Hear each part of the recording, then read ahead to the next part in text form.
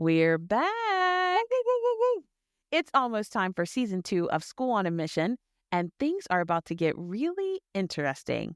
Picture this, a season where we explore everything from the impact of AI in the classroom to schools embracing a phone-free lifestyle, and even those that are ditching screens altogether.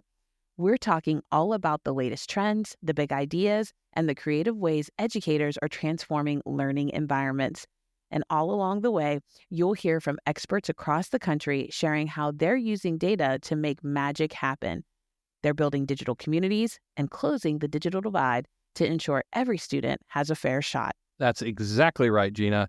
But really, that's just scratching the surface. This season is all about reimagining what the classroom actually can be. From spaces where tech supports accessibility for all to places where project-based learning and personalized learning make every lesson an adventure for students. We're looking at the future of education through a fun, innovative lens, and we can't wait to dive into these stories of creativity and transformation. So if you're ready for a fresh take on what's possible in education, get ready. Season 2 is launching soon, and it's going to be one for the books, folks. Here's a little preview of what's coming your way. Over time, I actually came up with this model to kind of talk about the 4 roles that we all play in the digital world. I call it the digital citizenship matrix.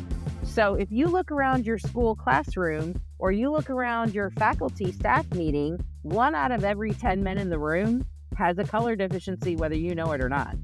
And you may have students who have it and don't even know that they're color deficient. To take a phone away from a child is to potentially induce a kind of withdrawal experience, which should be terrifying in and of itself, and perhaps an argument for doing it. One, if you're on 0 social platforms for your school or district, start with 1. Facebook, I know it's the old people platform, but it's king, and it still is. Data continues to show us that. The technology is engaging, but then the skills that it requires you to develop are very powerful and transferable to a lot of different disciplines.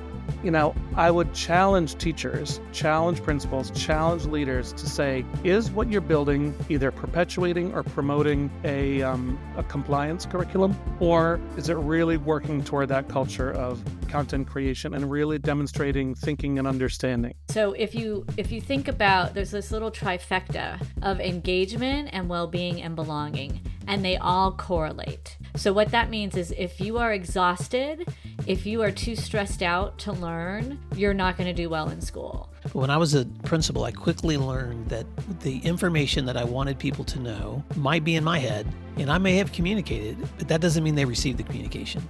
And so the importance for an educator is to realize that whatever information is important to you, you have to be willing to translate it into as many platforms as possible. And there's no better place to engage and explore, go down those avenues of curiosity and exploration than outside in nature, because it provides the perfect classroom learning environment for our kids and families. It's trying to channel that desire to be connected. So why is it that they want their phone?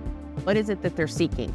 I think it's fantastic. Okay. And there is times where I'm like, man, I wish I could pull out my phone right now and text this person, or I wish I could use my watch. But it's at my school, it's just you have nothing else to do but to pay attention to the teacher and learn. I said, let's have kids solve real world problems. I know sometimes educators assume that Gen Zs or the younger children are tech savvy, but they really aren't. They just really know how to scroll. And his concern wasn't that, he thought it was Terminator and, Skynet was coming. It was not that. He just wanted to make sure that his kids didn't lose their voice and their agency. These hotspots were barely working in certain communities, and these were our lower income communities where the majority of residents were people of color.